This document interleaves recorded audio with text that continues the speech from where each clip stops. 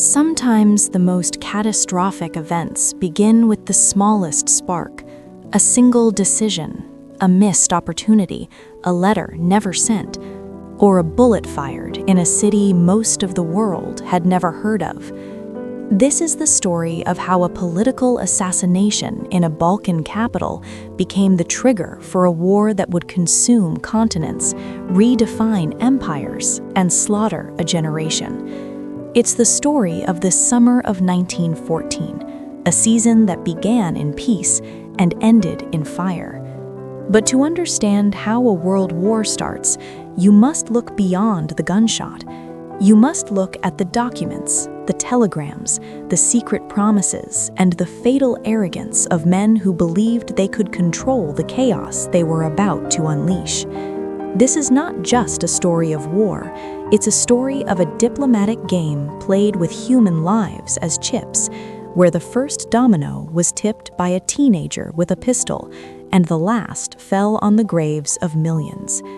Let's go back to the beginning, to Sarajevo, June 28, 1914. Archduke Franz Ferdinand, heir to the Austro-Hungarian throne, is on a visit that was ill-advised from the start. The date is a Serbian national holiday, a day of deep resentment against Austrian rule. Security is lax, almost careless. A young Bosnian Serb nationalist, Gavrilo Princip, is waiting. His first attempt fails. A bomb thrown at the Archduke's car bounces off and injures others in the motorcade. The Archduke, shaken but unhurt, decides to visit the wounded in the hospital. But his driver takes a wrong turn. He stops to reverse, right in front of a cafe where Princip, by sheer chance, is standing. Princip steps forward, raises his pistol, and fires 2 shots. The Archduke and his wife Sophie are dead within minutes. The spark is lit. In Vienna, the reaction is not just grief, but cold calculation. For years, Austria-Hungary had seen Serbia as a cancerous threat to its multi-ethnic empire, a beacon for Slavic nationalism. Now they have their pretext, but they don't act alone. They send an envoy to Berlin, asking for support. Germany's Kaiser Wilhelm II gives it, unconditionally, a blank check. Austria can rely on Germany's full support, he promises. It is this guarantee, this permission to escalate without fear, that transforms a regional crisis into a continental. With Germany's backing, Austria-Hungary drafts an ultimatum to Serbia. It is deliberately designed to be unacceptable. 10 demands, so severe they would effectively end Serbian sovereignty.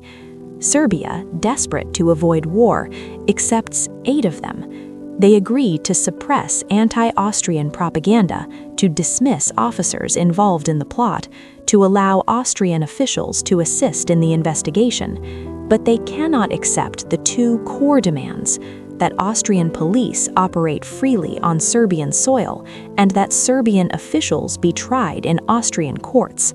These points would make Serbia a puppet state.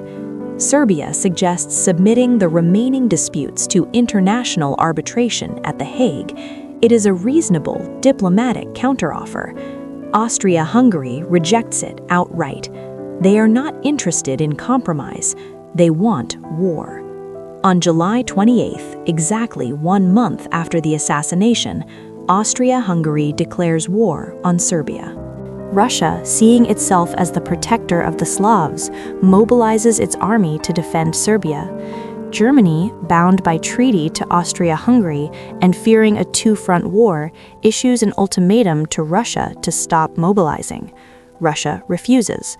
Germany declares war on Russia on August 1st. But Germany's war plan, the Schlieffen Plan, requires them to strike France first, believing France would come to Russia's aid. So, on August 3rd, Germany declares war on France and invades neutral Belgium to outflank French defenses. Britain, bound by a treaty to protect Belgian neutrality, issues its own ultimatum. When Germany ignores it, Britain declares war on August 4th. In just over a week, a local conflict in the Balkans has drawn in all of Europe's great powers. The First World War has begun. Why did it happen? Not because of the assassination alone. That was the match. The fuel was already there.